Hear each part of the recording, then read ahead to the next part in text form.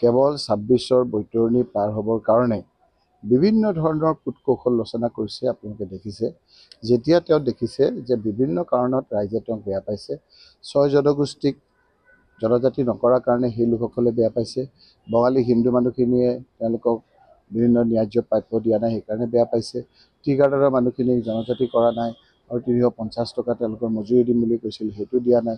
বিভিন্ন কাৰণত যেতিয়া আপোনাৰ স্কুল বন্ধ কৰিছে ৮,০০০, আপোনাৰ মদৰ দোকান খুলিছে ১০,০০০, এই কথা বতৰাবিলাকত যেতিয়া তেওঁ উমান পাইছে যে তেওঁ অপ্ৰিয় হৈ গৈছে, বিভিন্ন কূটকৌশল ৰচনা কৰি তেখেতে নিৰ্বাচনী বৈতৰণি পাৰ হ'বৰ কাৰণে এটা অপচেষ্টা কৰিছে।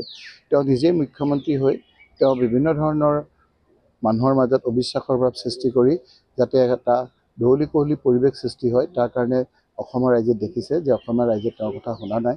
এটা সময়ত গৈ পেলাই তেওঁ বিভিন্ন সম্প্ৰদায়ৰ মাজত বিভেদ সৃষ্টি কৰি যাতে হুলস্থুলীয়া এটা পৰিৱেশ সৃষ্টি কৰে তাৰ কাৰণে তেওঁ প্ৰচেষ্টাত লিপ্ত হৈছিল।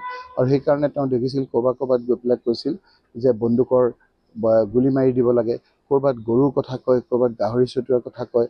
এই বিভিন্ন কথা বতৰাবিলাকত যেতিয়া ৰাইজে তেখেতক কৰ্ণধাৰ দিয়া নাই, এতিয়া তেওঁ দুখীয়া মানুহবিলাকৰ ঘৰ ভাঙাত লাগিছে।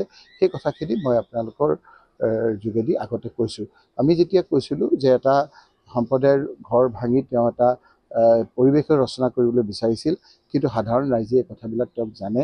তেওঁক আমি কৈছিলোঁ যে তেওঁ এই মানুহখিনিক ঘৰটো ভাঙি এটা মানুহৰ মন ডাইভাৰ্ট কৰিব বিচাৰিছে। আচলতে তেওঁ অসমৰ বেছিভাগ মানুহ মাটি আদানী আম্বানীক দিব বিচাৰিছে। আৰু এই কথাটো আজি সত্যত প্ৰমাণিত হৈছে যে ৩,০০০ বিঘা মাটি আজি ডিমা হাছাওত আদানীৰ এটা কোম্পানীক তেওঁ চিমেণ্ট ফেক্টৰী কৰিবৰ কাৰণে দিছে।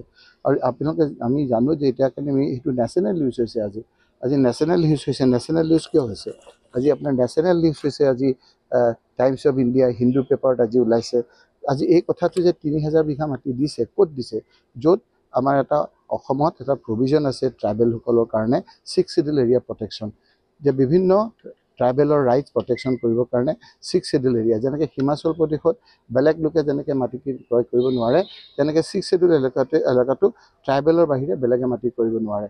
সেই মাটি আজি আপোনাৰ লৈ আদানী পিতেকে, আজিকালি পিতেক আহিলে হৈ যায়, বাপেক আদানী আহিব নালাগে। পিতেক অহাৰ লগে লগে হেলিকপ্টাৰ 2 দিন পিছত হিমন্ত বিশ্ব শৰ্মা মুখ্যমন্ত্ৰী যায় আৰু দেখুৱাই যে এইখিনি আপোনালোকে আদানীক দি দিব। তাৰপিছত তেওঁৰ লগত থকা কিছু বিষয়ে একেবাৰে উঠি পৰি লাগে, সকলো বিষয়ে অৱশ্যে নহয়। এই কথা বতৰাবিলাক যেতিয়া আইনৰ আশ্ৰয় লৈছে, মই আজি আপোনালোকক এখন দেখুৱাইছোঁ, মই দিও যাম। আজি আদালত আজি চিন্তিত হৈছে।